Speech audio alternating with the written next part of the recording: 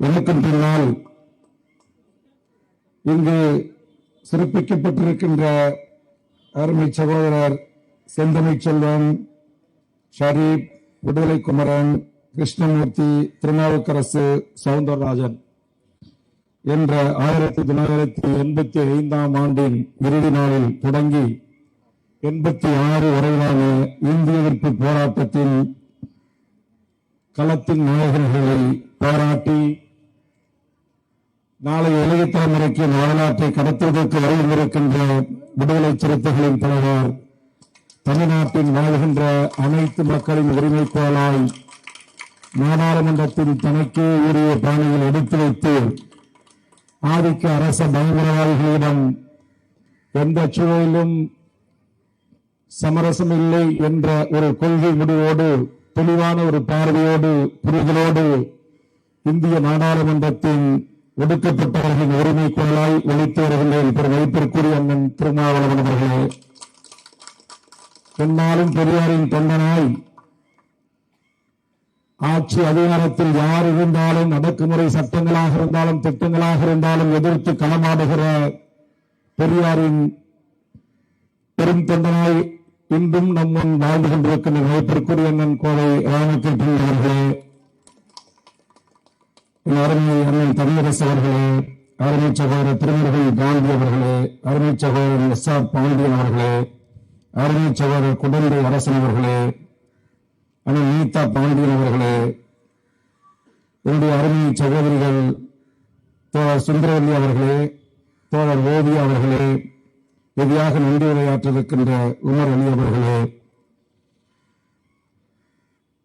இந்த நிகழ்வில் அண்ணன் திருமா அவர்கள் இவ்வளவு நேரம் அமைதியாக இருந்து நிறைவு பேருரை ஆற்றி இந்த போராளிகளை வாழ்த்து நிறைவு செய்வதற்கு எப்படியும் 9 மணி மேலாகிவிடும் என்று கருதுகிறேன். பரபரப்பாக இயங்கக்கூடியவரை 3 மணி நேரம் தன் அன்பால் கட்டுண்டு கிடக்க செய்த கேஎம் ஷரீப் அவர்களுக்கு என்னுடைய வாழ்த்துக்கள். என் அருமை பத்திரிகை ஊடக நண்பர்களே, வருகின்றிருக்கின்ற அனைவருக்கும் வணக்கம். இந்த மேடையில் வீற்றிருக்கின்ற தலைவர்கள் இந்த தமிழ் சமூகத்திற்கு ஒரு 40 ஆண்டுகளாக எதை பேசி வருகிறார்களோ, எதை எழுதி வருகிறார்களோ, எதற்காக போராட்டம் களம் கண்டிருக்கிறார்களோ அத்தனையும் ஒருமுகப்படுத்தி இன்றைய இந்த சட்டப்பேரவை கூட்டத்தொடர் என்று சொல்வார்கள் அல்லவா, இந்த 16வது தமிழ்நாடு சட்டப்பேரவை கூட்டத்தொடரில் ஒவ்வொரு நாளும் என் தமிழ்நாட்டின் விடுதலைக்கு வைத்திட்ட மாவீரர்களை நினைவு கூறுகின்ற மகத்தான பணியை வரலாற்று பக்கங்களில் ஒவ்வொரு நாளும் பதிவு செய்து கொண்டிருக்கிறேன். அந்த பதிவுதான் கடந்த 2 நாட்களுக்கு முன்பாக ஆதிக்க இந்தி எதிர்ப்பை ஒட்டி எழுந்த விவாதத்தில் வகுப்பு திருத்த சட்டத்தின் ஊடாகவும் உச்சநீதிமன்றத்தின் வரலாற்று சிறப்புமிக்க தீர்ப்புகளின் அடிப்படையில் பேசுவதற்கு வாய்ப்பு கிடைத்த போது 1938 தமிழ்நாடு தமிழருக்கு என்ற முழக்கத்தில் தொடங்கி 1965 இந்திய எதிர்ப்பு போராட்டத்தில் இருந்து 1983 ஜூலையில் நடந்த இனக்கலவரம் தொடங்கி ஈழ இனப்படுகொலை வரை என் தமிழ் சமூகம் ஒன்றிய அரசிடம் எதிர்த்து நின்று களம் காண்ட வரலாற்று செய்திகளை பதிவு செய்தேன். ஒன்றிய அரசு இந்தியை திணித்து, இந்திக்காரர்களை திணித்து அரச பயங்கரவாத சட்டங்களையும் திட்டங்களையும் கொண்டு வந்து என் மீது அடுக்கடுக்காக நீங்கள் திணித்துக் கொண்டிருந்தால் மீண்டும் தந்தை பெரியாரின் முழக்கம் எங்கள் தமிழ் மண்ணில் ஒலிக்கும் என்று தமிழக சட்டப்பேரவையில் குரலாக ஒலித்திருக்கிறேன். அது யாரை நம்பி என்றால், இங்கே பேசிய திராவிட முன்னேற்ற கழகத்தினுடைய ஒன்றிய கழக செயலாளரும் ஒன்றிய பெருந்தலைவருமான சூடு சொரணை மானமும் உள்ள சுயமரியாதைக்காரனாக இருக்கின்ற திராவிட முன்னேற்ற கழகத்தின் செந்தமிழ் செல்வன் போன்றவர்களுக்காக. ஏன்னா இன்னைக்கு திமுககாரங்க அப்படி இருக்கிறாங்களா, எனக்கு மாறுபட்ட கருத்து இருக்கு. நான் உண்மையிலேயே இன்றைக்கு அவர் பேசிக்கான ஒரு சல்யூட். நான் இதைத்தான் திமுக மந்திரி கிட்ட, எம்எல்ஏ கிட்ட அங்க எதிர்பார்க்கிறேன். அது இல்லைன்றதும் வருத்தம். அதனாலதான் எங்க அண்ணாச்சி அப்பாவுக்கு எனக்கு சின்ன சின்ன முட்டல், மோதல்கள், முனகல்கள். இன்னைக்கு கூட அரசு பேருந்துகளை நீங்க கூர்ந்து கவனிங்க. தமிழ்நாடு அரசு போக்குவரத்து கழகம் இல்ல, தூக்கிட்டான். அதுக்கு தூக்குனதுக்கு ஒரு காரணம் இருக்கு. ஆனா இன்னைக்கு நான் கேள்வி எழுப்பும் போது அமைச்சர் அதை சொல்லல. அது வேல்முருகன் கவனத்துக்கு கொண்டு வந்திருக்கிறார். நான் பாக்குறேன் இல்லைன்னா அப்படின்றார். திருவள்ளுவர் படம் இல்ல, திருக்குறள் இல்ல, தூக்குனதுக்கு காரணம் இருக்குது. ஆனா தூக்கிட்டாங்க. கடந்த கால 10 ஆண்டு காலத்தில் தமிழ்நாட்டின் எத்தனை உரிமைகள் பறிக்க முடியுமோ அத்தனையும் அடிமை ஆட்சியாளர்கள் பாசிச பாரதிய ஜனதாவிற்கு அடிமை சாசனம் எழுதி தந்து எல்லா உரிமைகளையும் இழக்க செய்திருக்கிறார்கள். இன்னைக்கு அண்ணன் திருமாவர்கள் இங்க இருக்கிற அரசியல் ஆளுமைகள் சிந்திக்கணும். டெல்லியினுடைய நிர்பந்தத்திற்கு தமிழ்நாட்டுடைய அனைத்து அரசு பதவிகளையும் இந்திய நாட்டை சேர்ந்த அனைவருக்கும் பங்கு என்று தமிழ்நாட்டில் சட்டத்தை நடைமுறைப்படுத்திருக்காங்க. எவ்வளவு பெரிய அவலம்! டிஎன்பிசியுடைய குரூப் 1 தொடங்கி குரூப் 4 வரையில் நாடாளுமன்றத்தில் இருக்கிற நம்முடைய அண்ணன் திருமாவர்கள் இந்த மாதிரி தமிழ் சமூகத்தின் உரிமைகளை, வாழ்வுரிமைகளை பறிக்கின்ற மிக மோசமான நடவடிக்கைகள் இந்த மண்ணில் நடக்குது. டிஎன்பிசில கோட்டாட்சியர் ஆர்டிஓ வந்துட்டாங்கன்னா 25-35 வயசுல சீஃப் செக்ரட்டரி, டைரக்டர் டிஎஸ்பி வந்துட்டானாக்கா 35 வயசுல டிஜிபி. இன்னைக்கு மேஜிஸ்ட்ரேட் வந்தா பானுமதி மாதிரி, இன்னைக்கு மகாதாவி மாதிரி உச்ச நீதிமன்றத்தினுடைய நீதியரசரா வரலாம்.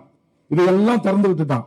அவன் வரலானா, இந்த தேர்வு எழுதுவானா, பாஸ் பண்ணுவானா, அவனுக்கு தமிழ்நாட்டில் இருக்கிற எல்லா பதவிகளையும் அரசு வழங்குமா? இது சாதாரணமா நடக்கல. இங்க இருக்கிற பியூரோகிரசி, RSS சங் பரிவார கும்பல்கள் இந்த தமிழக தேசத்தை இந்திய எதிர்ப்பு போராட்டம் என்கிற போராட்ட நெருப்பில் பூத்த தமிழகத்தினுடைய தன்னுரிமை சார்ந்த, சுயமரியாதை சார்ந்த, பகுத்தறிவு சார்ந்த, சமூக நீதி கோட்பாட்டில் நீடித்து நிலைத்து நிற்கின்ற இந்த தமிழர் நிலத்தை நிர்மூலமாக்குவதற்கு திட்டமிட்டு வேலை செய்து கொண்டிருக்கிறார்கள். இது இங்க தமிழ்நாட்டில் பல அரசியல் கட்சிகளுக்கு தெரியவில்லை, ஆளுகின்ற வர்க்கத்திற்கு தெரியவில்லை, பல அமைச்சர், முன்னாள் இந்நாள் அமைச்சர் பெருமக்களுக்கு தெரியவில்லை. நீங்க டிஎன்பிசி மட்டும் செஞ்சானா? நீங்க சென்னையில ரயில்வே துறையில தேர்வு எழுதுறான். 2 பாக்ஸ் மாதிரி இருக்கு பில்டிங். ஒண்ணுல சவுத் இந்தியன், தென்னிந்தியன், கேரளா, மலையாளி, கன்னடா, தெலுங்கு நம்ம எல்லாம் எழுதுறோம். இங்க 100 பேர்ல 98 பேர் ஃபெயில். அப்படியே பக்கத்துல வடநாட்டுக்காரன் சிறப்பு ரயில்ல வந்து இறங்கி அங்க எழுதுறான். 100 பேர் எழுதுறான், 100 பேரும் பாஸ். எல்லா ரயில்வே துறையில கை காட்டுற வேலையில இருந்து டிடில இருந்து எல்லா பதவியும் அவனுக்கு கிடைக்குது. இது சாதாரண விடயமா? நீங்க இந்தியை எதிர்த்தா நம்ம இங்க முழங்குறோம். 86ல இங்க ஷரீப்போடு கலந்த போராளிகளை கூட்டு நாம் கௌரவித்தோம். இது போன்ற போராளிகளால் இன்றைக்கு கட்டி உருவாக்கப்பட்ட இந்த உணர்வு இன்றைக்கு நாசப்படுத்திக் கொண்டிருக்கிறார்கள். ஆன்லைன் சட்டத்தை தடை செய்ய முடியாதா? ஆன்லைன் சூதாட்டத்தை, கஞ்சா அப்படின்னு ஹெராயினை தடை செய்ய முடியாதா? என்னைக்கு மோடி அம்பானிக்கு தனியார் குதிரை, தனியார் ஹார்பர் கொடுத்தானோ அன்னைக்கே சர்வதேச சந்தையின் ஊடாக எல்லா கஜா, எல்லா போதைப் பொருளும் வருது. இங்க இருக்கிற நம்முடைய தமிழ்நாட்டு காவல்துறை, இங்க இருக்கிற இந்திய காவல்துறை நினைச்சா தடுக்க முடியாதா? தடுக்க மாட்டான். அண்ணன் திருமாவளவனின் லட்ச விடுதலை சிறுத்தைகள் மொழி, இனம், தமிழர், தமிழ்நாடு, தமிழ்நாட்டின் உரிமை என்று அவன் களத்துக்கு போராட வருவான்.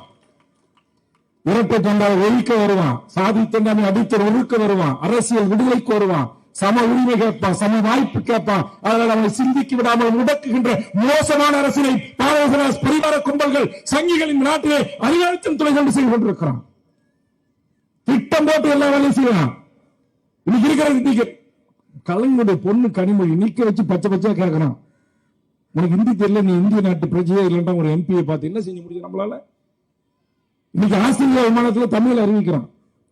மலேசியாவில் தமிழ் ஆட்சி மொழி, சிங்கப்பூர்ல ஆட்சி மொழி. தமிழ்நாட்டில் என்ன மொழி? சங்க வளர்த்த தமிழ்நாட்டில் என்ன நிலைமை? இன்னைக்கு கவர்னர் உட்காந்துட்டு ஊட்டில நான் போட்டா கூட்டக்கா துணைவேந்தர்கள் மாநாட்டு அப்படின்றான். உச்சநீதிமன்ற தீர்ப்புல நான் எதுக்கு கவலைப்பட வேண்டியது இல்லை அப்படின்னு சொல்றான். இது எல்லாம் ஏதோ சாதாரண நடக்கிற விடயம் என்று நாம் கருதக்கூடாது. திட்டமிட்டு இந்தியாவிற்கே தலைவணங்காத இந்த RSS சங் பரிவார கும்பல்களின் வானர கூட்டத்திற்கு அந்த கொட்டமடிக்கிற அந்த கூடாரத்தை தட்டி கொட்டி கேட்கிற ஒரு தமிழ் இனம் என்ற தனித்த அடையாளம் கொண்ட இந்த இனத்தை அவன் ஒடுக்க வேண்டும், நசுக்க வேண்டும், தன் ஆளுகைக்கு உள்ளடக்கி கையில் வைத்துக் கொள்ள வேண்டும் என்று திட்டம் போட்டு அவன் வேலை செய்கின்றான். இருக்கிற இஸ்லாமியனாக இருக்கலாம், கிறிஸ்துவனாக இருக்கலாம், தமிழர்களாக இருக்கலாம், யாராகவே இருக்கலாம், போர்க்குணம் கொண்ட என் தமிழ்ச்சாதிகளை அனைத்தையும் இன்னைக்கு கஞ்சா போதை அபீன்ல கொண்டு போய் விட்டுட்டான். சாதி சண்டையில கொண்டு போய் விட்டுட்டான். வகுப்பறையில மாணவனை கத்தால குத்துறான், கயிறை கட்டிக்கிறான். ஏன்? இவன் இந்த நாட்டுல மோடி கும்பல் 14 வருஷமா இன்னைக்கு 10 ஆண்டு 12 ஆண்டு நிறைவு செய்கின்ற போது இந்த நாட்டில் இவர்கள் செய்திருக்கிற அநியாய அக்கிரம அட்டுழியங்கள். இன்னைக்கு பாபரி மசூதியில தொடங்கினான், காஷ்மீரை பிரிச்சான், CA NRC NPR கொண்டு வந்தான், வகுப்பு திருத்த சட்டம் இன்னைக்கு கொண்டு வந்திருக்கான், புதுசிவில் சட்டம் கொண்டு வரான். இன்னைக்கு 44 36 வாரியங்களை உள்ளடக்கி இந்த 7 இங்க உட்கார்ந்து இருக்கிற இந்த அன்றாடம் காட்சிகளா இருக்கிற நம்முடைய தொழிலாளர் வர்க்கத்தினை பாதுகாப்பதற்கு 36 நல வாரியங்களை கொண்டு இந்தியாவிற்கே முன்மாதிரியான தொழிலாளர் உரிமைகளை பெற்றுத் தந்த திராவிட முன்னேற்ற கழக அரசு தலைவர் கலைஞர் கொண்டு வந்த தொழிலாளர் வாரியத்தை இன்றைக்கு அடித்து நொறுக்கி ஒரே சட்டத்தை கொண்டு வந்துட்டான். பேராபத்தில் கத்தி தொங்கிட்டு இருக்கு. எதுல இல்ல, எல்லாவற்றையும் இந்த நாட்டை சின்ன பின்ன படித்துக் கொண்டிருக்கிறார்கள். இன்னைக்கு அறிவிச்சிருக்க RSS சங் பரிவார தலைவர் ஒரே நாடு, ஒரே இந்தியா, ஒரே ரேஷன் கார்டு, ஒரே ஒரு ஒன்றும் பயிற்சான செய்தி சொல்லிருக்கான். ஒரே சுடுகாடை கூட உருவாக்க இருக்கான். ஒரு காலத்துல அவனால முடியாது, அது வேற விஷயம். ஏன்னா சொல்லுவான், செய்ய மாட்டான். இன்னைக்கு திட்டம் போட்டு இந்த கும்பல் மிக சரியா காய் நகர்த்துறான். இன்னைக்கு இந்தியாவில் இருக்கிற ஆயக்கர் பவன் அலுவலகம் இன்னைக்கு போய் பாத்துங்க, தென்னிந்தியாவை சேர்ந்த 1200 பேர் ரெவன்யூ இன்ஸ்பெக்டர்ஸ் எடுத்திருக்கான். பிற்காலத்தில் income tax deputy commissioner, joint commissioner, additional commissioner பதவிக்கு வருவான். 35 வயசுல ஒரு கூட தமிழன் கிடையாது, மலையாளி கிடையாது, கன்னடம் கிடையாது, தெலுங்கு கிடையாது, எல்லாம் இந்திக்காரன். இது எப்படி நடக்குது? இது எல்லாம் இருக்கிற ஆட்சியாளர்களுக்கு நாம் சட்டமன்றத்தில் சொன்னால் கோபம் வருகிறது. புரிந்து கொள்ள மறுக்கிறார்கள். புரிந்து கொள்வதற்கு தகுதி வாய்ந்தவர்கள் புரிந்து கொள்ளுகிறார்கள். ஆனால் சிலர் என்ன பேச வரோம், என்ன சொல்ல வரோம், நாடு எப்படி உரிமைகளை இழந்து கொண்டிருக்கிறது, மாநிலம் எப்படி உரிமைகளை இழந்து கொண்டிருக்கிறது, நான் எவ்வளவு வலியோடு நின்று கொண்டிருக்கிறேன், வேதனையோடு நின்று கொண்டிருக்கிறேன் என்று இன்றைக்கு தமிழ்நாட்டு மக்கள் படுகின்ற துன்பங்கள், துயரங்கள். இன்னைக்கு ஆல் இந்தியா சர்வீஸ்ல 150 பேர் 200 பேர் வந்தான். அண்ணன் நாடாளுமன்றத்தில் குரல் எழுப்பினோம். இன்னைக்கு எனக்கு டெல்லியில் இருக்கிற நண்பர்கள் சொல்கிறாரு, தமிழ்நாட்டை சேர்ந்த அடிஷனல் நாட்டுடைய உலகத்தோட உயர்ந்த பதவியில் இருந்த ஒரு பச்சன் தமிழ் சொல்கிறான், எங்கள் காலத்தில் தமிழர்கள் 150 பேர் 200 பேர் IAS, IPS, IFS என்று இந்திய நாட்டின் முழுக்க அதிகாரம் செலுத்துகின்ற பதவிகளில் இருந்தோம். வெளிநாட்டுடைய துறை செயலாளராக இருந்தோம், தூதுவர்களாக இருந்தோம். இன்றைக்கு 30 பேர்ல வந்து நிக்குது. நான் கேட்கிறேன், 30 ஆண்டுகளுக்கு முன்னாடி கணினி இல்ல, லேப்டாப் இல்ல, நவீன உலகத்துல கோவில் இல்ல, எதுவும் இல்லாத போது என் தமிழர்கள் கூட்டம் UPSC தேர்ல 250 இடங்களை 200 இடங்களை பிடிச்சாங்க. இன்றைக்கு ஃபிங்கர் டிப்ல இந்த உலகத்தை கையில் வச்சிருக்கிற என் தமிழர்கள் இன்றைக்கு ஏன் IAS, IPS ஆக 200 பேர் வர முடியல என்றால் அந்த தேர்வு முறையில் கை வைக்கிறான். நீ சூத்திரனா, நீ இஸ்லாமியனா, நீ கிறிஸ்தவனா, நீ தமிழனா, உனக்கு செலக்ட் கிடையாது போடான்றான். அங்க தேர்வு கமிட்டிக்கு தலைவரா யார் இருக்கான? சங்கி கூட்டத்தின் தலைவன் இருக்கிறான். எல்லா இடங்களிலும் மிகச் சரியாக RSS 100 ஆண்டுகள் கடந்தும் அவருடைய லட்சியத்தை, அவருடைய நோக்கத்தை நிறைவேற்றுவதற்கான அத்தனை பணிகளையும் அவன் செய்து கொண்டிருக்கிறான். ஆக நாம் விழிப்பாக இல்லை என்று சொன்னால், தமிழகம் அன்னைக்கு 38, 65, 86 என்று இந்த காலகட்டங்களில் தொடங்கிய அந்த இந்தி எதிர்ப்பு போர் இன்றைக்கு தமிழ் சமூகத்தின் வாழ்வுரிமைக்கான போராக நாம் மாற வேண்டும். அப்படி இல்லை என்று சொன்னால் இந்திய சமூகத்தை சின்னாபின்னமாக்கி அவர்கள் நினைத்ததை மிக கச்சிதமாக சாதிக்கக்கூடிய அத்தனை வேலைகளும் செய்து கொண்டிருக்கிறான்.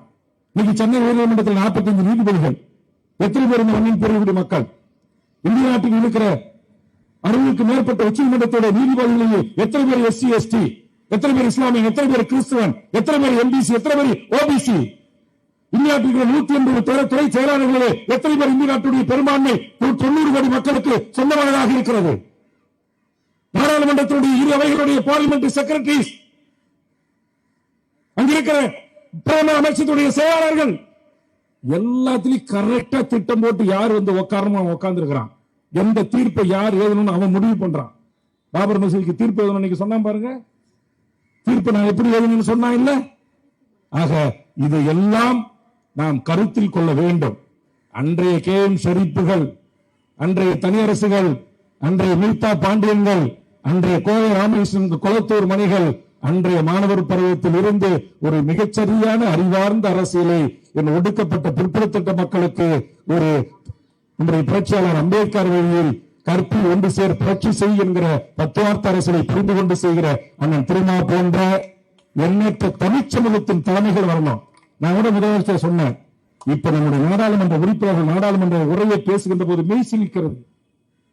அவ்வளவு அற்புதமாக இன்றைக்கு இந்த இனம் எப்படி ஒடுக்கப்படுகிறது, தமிழகம் எப்படி வஞ்சிக்கப்படுகிறது, நீதியில் இருந்து பல்வேறு பிரச்சனைகளை அடுக்கடுக்காக மிக ஆழமாக எடுத்து வைக்கிறார்கள். உண்மையிலேயே நான் பெருமைப்படுகிறேன். ஆனா இதையெல்லாம் சங்கிகள் அப்படியே கொஞ்சம் கூட சூடு சொரணை இல்லாம எப்படி நேர கீழ்ச்சி அந்த அக்கா சுந்தரவல்லி பானையில தொங்க விட்டாலும் அப்படியே தொடச்சு போட்டு உட்கார்ந்துருக்கான். ஆனா இங்க நம்ம சட்டமன்றத்துல இங்க இப்படி நடக்குதுங்க, அங்க அப்படி நடக்குதுன்னு கொஞ்சம் சுட்டி காட்டுனா எங்க சின்னத்துல நின்றுட்டு எங்களையே நீ குறை சொல்றியா, எங்களையே திட்டுறியா? ஐயோ உங்களை திட்டலையா, உங்கள் தலைவர் கலைஞர் அவர்கள் கொண்டு வந்த அத்தனையும் நாசமாக்கி மண்ணோடு மண்ணாக்குறான். உங்க கூட இருக்கிற பியூரோக்ரசி என்கிற சங்கி RSS அதிகார கும்பல் தலைவர் கலைஞர் வழியில் தளபதி அவர்களே சமூக நீதி ஆட்சி நடத்துங்கன்னு சொல்றோம், சாதிவாரி கணக்கெடுப்பு நடத்துங்கன்னு சொல்றோம், தமிழ் ஆட்சி மொழியை நடைமுறைப்படுத்துங்கன்னு சொல்றோம். இந்திய இன்னைக்கு எதிர்த்தம் விட்டுட்டான், இன்னைக்கு இந்திக்காரனை கொண்டு வந்து இறக்குறான், எல்லா இடங்களிலும் உட்கார்ந்துருக்கான். இன்னைக்கு ஆந்திரா, கேரளா, கர்நாடகாரன் இங்க தமிழ்நாட்டில் தேர்வு எழுதி EP டிபார்ட்மெண்ட்ல 1200 பேர் அப்பாயின்மெண்ட் வாங்கியிருக்கிறான். தெரியுமா எத்தனை பேருக்கு தெரியும்? அரசியல் கட்சி தலைவர்களுக்கு தமிழ்நாட்டில் பாலிடெக்னிக் IT விரிவுரையாளர் பேர் 1200 பேர் வடநாட்டுக்காரன். லிஸ்ட் ஒட்டின பிறகுதான் தெரியுது சர்மா குருமான்னு. நாளைக்கு அந்த இடத்துல உட்காந்துட்டான அவன் தான் துணைவாதிரா வருவான், அவன் தான் எங்க பாலிடெக்னிக் முதல்வராக வருவான், கல்லூரி பேராசிரியர் வருவான். இப்ப இங்க வந்திருக்கிறாரு மொழிப்பொருளாளர் தியாகி, இவங்க மொழிக்கு இனத்திற்கு போராடுவங்க, எப்படி அந்த சீட்ல நம்ம உட்கார முடியும்? நம்முடைய இந்திய அரசாங்கத்தில் இருக்கிற இன்னைக்கு இந்த கவர்னர் என்ன செய்யறான்? தமிழ்நாட்டில் இருக்கிற 7 கோடி மக்களிலே கல்வி பெற்றவன் அறிவு பெற்றவன் எவனும் துணைவந்தருக்கு தகுதியில்லை என்று ஆந்திராவிலிருந்து உத்தரப்பிரதேசத்தில் கொண்டு வந்து நியமிக்கிறானே இல்லையா? இப்படி மாநில உரிமைகளை பேசுகின்ற ஒரு திராவிட முன்னேற்ற கழகம் என்று இந்திய இப்ப போராட்ட களத்திலேயே இந்த நாட்டில் 5வது முறை ஆட்சிக்கு வந்த திராவிட முன்னேற்ற கழகம் ஆண்டு கொண்டிருக்கிற போது தலைவர் கலைஞருடைய மகன் முத்துவேல் கருணாநிதி ஸ்டாலின் ஆட்சியிலே இது நடக்கிறது என்று சொன்னால் இந்த அநியாய அக்கிரம RSS கும்பல், அண்ணாமலை கும்பல், தமிழிசை கும்பல், வெச்சிராஜா கும்பல் இந்த நாட்டுடைய அதிகாரத்தில் அமர்ந்தால் நம்ம கைகளை வைத்து நம்ம கண்ணை குத்துவான். இவன் தான் போடுவான் முதல் கையெழுத்து, நமக்கு துரோக கையெழுத்து. கட்சி தீவை தூக்கி கொடுத்துட்டோம் பண்றமே பியூரோகிரசி. அன்னைக்கே ஏமாத்திருக்கான் கலைஞரை, அன்னைக்கே ஏமாத்திருக்கிறான் யாரா? இந்திரா காந்தி அம்மையார. 1974 இந்திரா காந்தி பிரதமருக்கும் பண்டார நாயக்கும் ஒப்பந்தம். அந்த ஒப்பந்தம் செல்லாதுன்னு எமர்ஜென்சி காலத்துல 2 நாட்டுடைய வெளியுறவுத்துறை செயலாளர் போடுறான், நீ அந்தோனியர் கோயிலுக்கு வரக்கூடாது, வலைகளை உயர்த்தக்கூடாது, மீன் பிடிக்கிற உரிமை இல்லைன்னு இந்திய நாட்டின் உச்சநீதிமன்றம் வேடிக்கை பார்க்கிறது, நாடாளுமன்ற இரு அவைகளும் வேடிக்கை பார்க்கிறது, இந்தியாவினுடைய சட்டமன்றங்களும் வேடிக்கை பார்க்கிறது. பிரதமர்கள் போட்ட ஒப்பந்தம் செல்லாது என்று பிஎன்பி போட்ட ஒப்பந்தத்தை நடைமுறைப்படுத்திக் கொண்டிருக்கிறான் ஒன்றிய ஆட்சி அதிகாரத்தில் இருப்பவன். கவர்னர் அரசு கவனிங்க. இந்திரா காந்தி போட்ட ஒப்பந்தம் மீன் பிடிக்க உரிமை இருக்கு, வலைகளை உயர்த்துக் கொள்ள உரிமை இருக்கு, அந்த வழிபடுவதற்கு உரிமை இருக்கு, தங்கச்சிபுர ராமேஸ்வரம் மீனவர்கள் சென்று வருவதற்கு அனுமதி இருக்கிறது. ஆனால் எமர்ஜென்சி காலத்தில் 76 இந்த நாட்டுடைய 2 செயலாளர்கள் போட்ட ஒப்பந்தம் தாண்டா சொல்லும், பிரதமர் 2 பேர் போட்ட ஒப்பந்தம் செல்லாதுன்னு சொல்லிட்டான். விஷயம் எங்களுக்கு இதை தன் வாழ்நாள் முழுவதும் உயிர் உள்ளவரை தமிழ் தேசிய போராளி நம்முடைய காரை மைந்தன் அவர்கள் வாழ்நாள் முழுக்க பேசினார். எவனும் எடுபடல, சட்டமன்றத்தில் பேசணும் எடுபடல. அப்ப அந்த திருமா போன்றவர்கள் அறிவார்ந்த அரசியலை நாடாளுமன்றத்திலும் மக்கள் மன்றத்திலும் பத்திரிகை ஊடகத்துறையிலும் எடுத்து வைக்கின்ற நீங்கள், என் அருமை சகோதரன் KM ஷரீப் போன்றவர்கள், தனியரசு போன்றவர்கள், எங்களுக்கு என்ன ஆசைனா என் கூட இங்க இருக்கிற இந்த கூட்டம் உள்ள இல்லையேன்னு தான் வருத்தமா இருக்கு. எஸ்ஆர் பாண்டியெல்லாம் வந்திருக்காங்க, ஒரு இயக்கமாக இருந்தவர் அரசியல் கட்சியாக இருக்கிறாங்க. திருமுருகன் காந்தியை போன்றவர்கள், குழந்தை அரசல் போன்றவர்கள் என்னோடு இல்ல, ஒத்தால நின்றுட்டு கத்துறேன் எடுபடல. அதையும் இன்னைக்கு என்ன மகிழ்ச்சினா, தமிழ்நாடு நீங்க இந்திக்காரன் இப்படியே பண்ணிக்கிட்டு இருந்தா, கவர்னர் இப்படியே பண்ணிக்கிட்டு இருந்தா, மோடி இப்படியே பண்ணிக்கிட்டு இருந்தா, அமித்ஷா கும்பல் இப்படியே பண்ணிக்கிட்டு இருந்தா, தோழர் தமிழரசனுடைய தமிழ்நாடு விடுதலை வேட்கை இந்த மண்ணில் மீண்டும் எழும் என்று சட்டமன்றத்தில் பதிவு செய்து அதை கூட பதிவு புத்தகங்களில் சேர்த்துக் கொள்வதற்கு ஸ்டாலின் அவர்கள் முதலமைச்சராக இருந்ததென்றால் அதுவும் எனக்கு கிடைத்தது. அதுவும் அடிமைகள் இருந்தால் அடுத்த நிமிடமே தூக்கி எறிந்திருப்பார்கள், வெட்டி தூக்கி எறிந்திருப்பார்கள். புலவர் கல்வி பெருமளை வரலாற்றில் பதிவு செய்தேன். 38 தமிழ்நாடு கேட்ட தலைவர்களை பதிவு செய்தேன். ஆக எதற்காக இதையெல்லாம் சொல்லுகிறேன் என்று சொன்னால், இந்த ஆதங்கத்தோடு நாம் நின்று கொண்டிருக்கிறோம். நம்முடைய இன்றைய இளைய தலைமுறை ஷரீப் மாதிரி இல்ல. இங்கு துண்டறிக்கையில் இடம்பெற்றிருக்கிற நம்முடைய மிகச்சிறந்த ஆளுமைகளாக இருக்கிற செந்தமிழ் செல்வன் போன்றோ, அல்லது இங்கு பேசி சென்ற விடுதலை குமரன் போன்றோ, கிருஷ்ணமூர்த்தி போன்றோ, திருநாவுக்கரசு போன்றோ, நம்முடைய சவுந்தரராஜன் போன்றோ இல்லை, தாளமுத்த போல் இல்லை, நடராஜனை போலோ இல்லை. இன்னைக்கு தமிழ் சமூகத்தின் இளையோர் எங்க இருக்கிறான்? இங்க ஏதோ ஷரீப் கூட்டத்தில் ஒரு 100 இளைஞர்கள் உட்கார்ந்து இருக்கிறாங்க. இன்னைக்கு அவன் எங்க இருக்கிறான்னு நான் சொல்லல. அது என் தமிழ் சமூகத்தின் இளைஞர்களை நான் குறைத்து மதிப்பிடுவதாக அர்த்தம். ஆனால் அவன் வேறு பாதையில் இருந்து கொண்டிருக்கிறான். இவன் கண் முன்னால் இவனுக்கான வாழ்வுரிமை, இவனுக்கான இனத்திற்கான உரிமை, மொழி உரிமை, வேலைவாய்ப்பு உரிமை எல்லா அதிகாரம் அற்றவனாக ஒன்றிய பாரதிய ஜனதா அரசுகளால் திட்டம் போட்டு, அவர் என்ன சொல்லுவாங்க, திட்டம் போட்டு திருடுற கூட்டம் திருடிக்கிட்டே இருக்குன்னு, அந்த மாதிரி இந்த நாட்டை சுரண்ட ஒரு கூட்டம் சுரண்டிக்கிட்டு இருக்கு. அண்ணா அன்னைக்கு சொன்னார், வடக்கு வாழ்கிறது தெற்கு தேய்கிறது. இன்றைக்கு தெற்கு வளர்கிறது, வடக்கு சுரண்டுகிறது ஜிஎஸ்டி ஊடாக. ஒரு இறையாண்மை கொண்ட அண்ணன் திருமா அவர்கள் வாய்களில் வருகின்ற வார்த்தை ஒரு இறையாண்மை கொண்ட அரசு என்று சொல்வார்கள். அது இறையாண்மை கொண்ட அரசு என்றால் ஒரு மக்களால் தேர்ந்தெடுக்கப்பட்ட ஒரு ஜனநாயக அரசுக்கு வரி வசூல் செய்கின்ற உரிமை மன்னர் காலத்திலிருந்து இன்று வரை நீடித்து நிலைத்து இருந்தது. அந்த வரி வசூல் உரிமையை தமிழ்நாட்டு அரசிடமிருந்தும் ஏனைய மாநிலங்களிடம் தட்டி பறித்திருக்கிற ஒன்றிய பாரதிய ஜனதா அரசின் அநியாய அக்கிரம சட்டம் ஜிஎஸ்டி. நான் காப்பாற்றி தான் என்னை ஆட்ட முடியாது, அசைக்க முடியாது என்று சொன்ன அம்மையார் ஜெயலலிதா அவர்கள் அதுக்கு ஒத்துக்கோமல் எதிர்த்து நின்று போராடினார். பல்வேறு விடயங்களில் அவர் தன்னை காப்பாற்றி என்று காட்டிக் கொண்டாலும் மாநில மக்களின் உரிமைகளை காப்பதற்காக அவர் எதிர்த்து நின்று போராடினார். அதுபோன்று தலைவர் கலைஞர் அவர்கள் போராடினார், அண்ணா அவர்கள் போராடினார். திராவிட நாடு கேட்டாங்க, சுயாட்சி கேட்டாங்க. அண்ணா கடைசியா சொன்னாரு, நாங்க கேட்ட அந்த கோரிக்கை இதுக்கெல்லாம் கேட்கறதுக்கு என்னென்ன அடிப்படை காரணங்கள் இருந்ததோ அது இன்றும் இருக்கிறது என்று சொன்னார்கள். இப்போதும் இருக்கிறது, 50 ஆண்டுகளுக்கு பின்னும் இருக்கிறது. ஆக இதையெல்லாம் கருத்தில் கொண்டு நாளைய இளைய தலைமுறை நான் இந்தி என்கிற மொழி திணிப்பை நாம் எதிர்த்து விட்டோம். இன்றைக்கு எல்லா இடங்களிலும் நான் கேட்கிறேன், அண்ணன் திருமா உங்களை தயவு செய்து கேட்கிறேன், இங்க இருக்கிற ராமகிருஷ்ணன் போன்றவர்களை சமீப காலமா நீங்க எல்லாம் சேர்ந்து 10 ஆண்டு காலத்துல பிஜேபி ஆட்சிக்கு வந்த பிறகு தமிழர் வாழ்வுரிமை கூட்டமைப்பு எனக்கு தெரிந்த 500 போராட்டங்களை எடுத்தோம். ஒரு போராட்டம் 2 போராட்டம் இல்ல, இந்த இருக்கிற அத்தனை தலைவர்களும் கடந்து கொண்டான். அதெல்லாம் திரட்டி திமுக ஆட்சிக்கு ஒரு காரணமா அமைஞ்சது. மோடியும் எடப்பாடி வீட்டுக்கு அனுப்ப வேண்டும் என்ற லட்சிய வரியோடு பல்லாயிரக்கணக்கான மக்கள் ஒன்று திரண்டு போராடினா. ஆனா இப்ப சமீப 4 ஆண்டு காலமா எந்த போராட்டமும் இல்ல தமிழ்நாட்டுல. காரணம், நாங்கள் இருக்கிற கூட்டணி தர்மத்தை கடைபிடிக்கிறோம். தர்மத்தை கடைபிடிக்க போய் எங்க சொந்த தர்மத்துக்கே இன்றைக்கு வேட்டு வச்சுக்கிட்டு இருக்கிறான் வடநாட்டு கும்பல். இன்னைக்கு வேட்டு வச்சுட்டான். இன்னைக்கு தமிழ்நாட்டுல நான் கேட்கிறேன், அந்த திருமணம் வைத்துக்கொண்டு இந்த மேடையில கேட்கிறேன், எத்தனை பத்திரிகை ஊடகம் இருக்கு. இந்த சென்னை தலைநகரத்துல இங்க உட்கார்ந்து இருக்கிற இந்த பூர்வகுடி மக்கள் கிட்ட இருந்த உரிமை, வணிக உரிமை, வேலைவாய்ப்பு உரிமை, தங்கம், வெள்ளி, இரும்பு, எலக்ட்ரிக்கல், எலக்ட்ரானிக் கூட்ஸ், அடுக்குமாடி குடியிருப்பு, ஆட்டோ பைனான்ஸ், 2 வீலர் பைனான்ஸ், ஏதாச்சும் ஒண்ணு இங்க உட்கார்ந்து இருக்கவங்க கிட்ட இருக்கா சொல்லுங்க. காசி செட்ல இருந்த கடை, இங்க பிளாட்டோல இருந்த முஸ்லீம் கிட்ட இருந்த இரும்பு கடை, ஈரோட்ல இருந்த மஞ்சள் வணிகம், யானூர்ல இருந்த முந்திரி வணிகம், இன்னைக்கு என்னுடைய ஆச்சாரி கிட்ட இருந்த கொலுசு சேலத்துல யாருக்கு, சேலம் மாநகரம் யார் கட்டுப்பாட்டுல இருக்கு? இந்த அரசியல கம்யூனிட்டி கேட்டு போட்டு தமிழர்களை நாய போல வச்சிருக்கானா இல்லையா? இதெல்லாம் குறித்து பேசுறதே இல்ல. ஓட்டு மட்டும் இந்தியில அடிச்சு போஸ்ட் கேட்டு ஓட்டு போட்டா போதுமா? தமிழகத்தில் எல்லாம் இருக்கு. உனக்கு என்ன இருக்கு? ஒண்ணுமே கிடையாது. 68 குறியீடுகளை தமிழ்நாடு அரசு ஒன்றிய அரசு பெற்றிருக்கிறது. நேற்று 100 பலாப்பழத்திலிருந்து முந்திரி பயிருக்கு வரையிலும் இன்றைக்கு புவிசார் குறியீடு வாங்கியிருக்கிறோம். அந்த புவிசார் குறியீடு குறித்து ஆய்வு செய்த போது அந்த 68க்கும் முதலாளி போறான் வடநாட்டுக்காரன். இருக்கானா இல்லையா? டிநகர் மாம்பழம் யாருது? போரமகள் யாருது? சென்ட்ரல் பிளாசா யாருது? ஐநெக்ஸ் திரையரங்கு யாருது? சிட்டி சென்டர் யாருது? ஒரு பச்சை தமிழ், ஆதி தமிழ், இஸ்லாமிய தமிழ், கிறிஸ்துவ தமிழ், தேவேந்திரகுல வேளாளர், சேர மன்னர்கள், சோழ மன்னர்கள், நாங்கள் ஆண்ட பரம்பரை எங்க பங்காளி மாநாடு நடத்த போறாங்க. என்னடா இருக்கு உங்ககிட்ட? என்ன இருக்கு உங்ககிட்ட? சாதி பெருமை இருக்கு. சின்ன தப்பு பசங்க சாதி கயிறை கட்டி விட்டுறீங்க. இப்ப இவன் முஸ்லீம், இவன் கிறிஸ்துவ, அவனை வெட்டு, அவனை குத்து, அவனுக்கு பாங்குவாத விடாத, அந்த சர்ச்சை இடி. இப்படிதான் நீங்க பசங்க தெரிஞ்சுக்கிட்டு இருக்கிறான் ஸ்கூல்ல. இல்லன்னா 3வது படிக்கிற பையன் வகுப்புல கத்தி எடுப்பானா? இதே பக்கத்துல இருக்கிற ஒரு ஆங்கில கான்வென்ட்ல டீச்சரை கத்தால குத்துவானா? 5வது பையனை கத்தால வெட்டுவானா? பட்டம் பகல்ல காலிச்ச குற்றத்துக்காக கொண்டு தூக்கி போடுவானா? இந்த அநியாய அக்கிரமத்தில் மூழ்கி கிடக்கிற என் தமிழ் சமூகத்தை நாம் தட்டி எழுப்ப வேண்டும் என்று சொன்னால், தமிழ் சமூகத்தின் வாழ் உரிமை கொஞ்சம் கொஞ்சமாக நம் கையில் இருந்து பறித்துக் கொண்டிருக்கிறார்கள். சொந்த நேரத்தில் நாம் அகதியாக மாறிக்கொண்டிருக்கிறோம். என் கணவர்கள் என்று அழைக்கப்பட்ட என் மீனவர்கிட்ட மீன்பிடி உரிமை இன்றைக்கு விசைத்தடுப்பு உரிமைகளாக மார்வாடி சேட்டு குஜராத்திகள் படைகளை வாங்கி கொடுக்கிறான். அவன் சண்டை போடுறான் சக மீனவர்கிட்ட.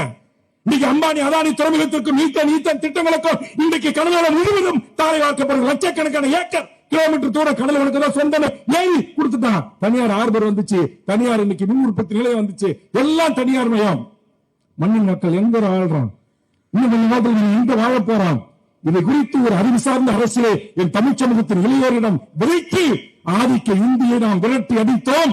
இன்றைக்கு தமிழ் சமூகத்தின் வாழ்வுரிமையை முற்றுமுழுதாக இழந்து கொண்டிருக்கிறோம். இதற்கு எதிரான மிகப்பெரிய போரை தமிழ் சமூகம் தொடங்க வேண்டும் என்று கேட்டு அந்த காலத்தில் இப்படி ஒரு போராட்ட உணர்வோடு தன்னுடைய தலைமையோடு தன்னுடைய சக தோழர்களோடு இயக்கம் கண்ட என் அருமை தோழன் KM ஷரீப் அவர்களும் அவரோடு தோல் இந்த போராளிகளுக்கும் என் நெஞ்சார்ந்த பாராட்டுகளையும் வாழ்த்துக்களையும் நிறைவு செய்கிறேன். நன்றி, வணக்கம்.